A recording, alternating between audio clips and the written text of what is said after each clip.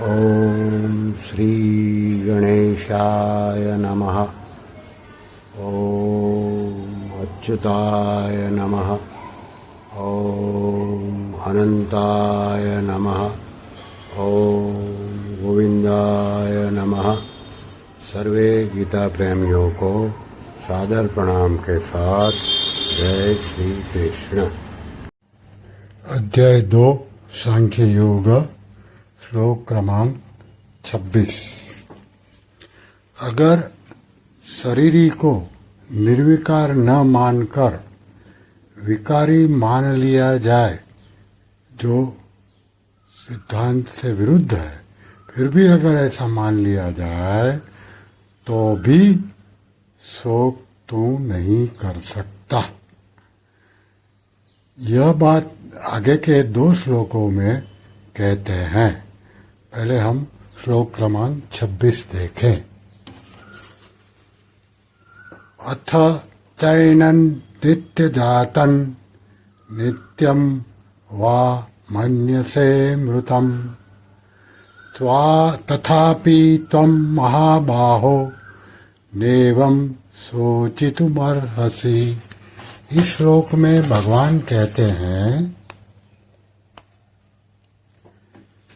किंतु तू इस आत्मा को सदा जन्मने वाला तथा सदा मरने वाला मानता हो तो भी, हे महाबाहो, तू इस प्रकार शोक करने योग्य नहीं है। अभी हम ये श्लोक का विवेचन देखें।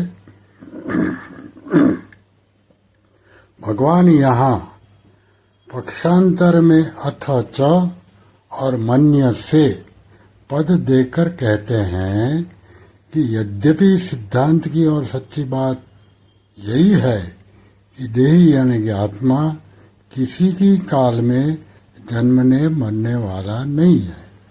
ये बात गीता के 2 अध्याय के 20वें श्लोक में कही गई है। तथापि अगर तुम सिद्धांत से बिल्कुल विरुद्ध बात भी मान लो कि देही यानी कि आत्मा नित्य जन्मने वाला और नित्य मरने वाला है, तो भी तुम्हें शोक नहीं होना चाहिए।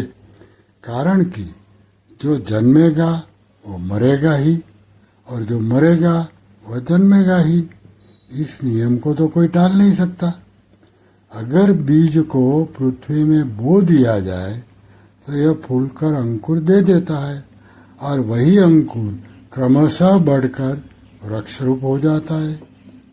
इसमें सूक्ष्म दृष्टि से देखा जाए कि क्या यह बीज एक क्षण भी एक रूप से रहा।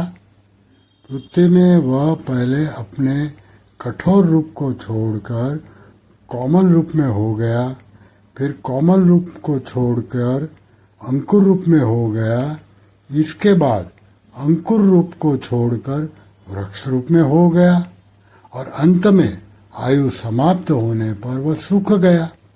इस तरह बीज एक क्षण भी एक रूप से नहीं रहा, लेकिन प्रतिक्षण बदलता रहा। अगर बीज एक क्षण भी एक रूप से रहता तो वृक्ष के सूखने तक की क्रिया होती कैसे?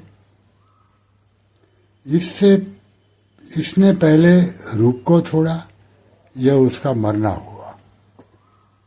दूसरे रूप को धारण किया, यह उसका जन्मना हुआ। इस तरह वह प्रतिक्षण ही जन्मता मरता रहा। बीज की ही तरह यह शरीर है। बहुत सूक्ष्म रूप से वीर्य का जंतु रज के साथ मिला, वह बढ़ते बढ़ते बच्चे के रूप में हो गया और फिर जन्म गया। जन्म के बाद वह बढ़ा, फिर घटा और अंत में मर गया।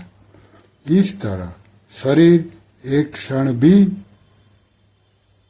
एक रूप से न रहकर बदलता रहा, अर्थात प्रतिक्षण जन्मता मरता रहा। भगवान कहते हैं कि अगर तुम शरीर की तरह शरीरी को भी नित्य जन्मने मरने वाला मान लो तो भी यह शोक का विषय नहीं है। इसे इसमें समझाया गया है।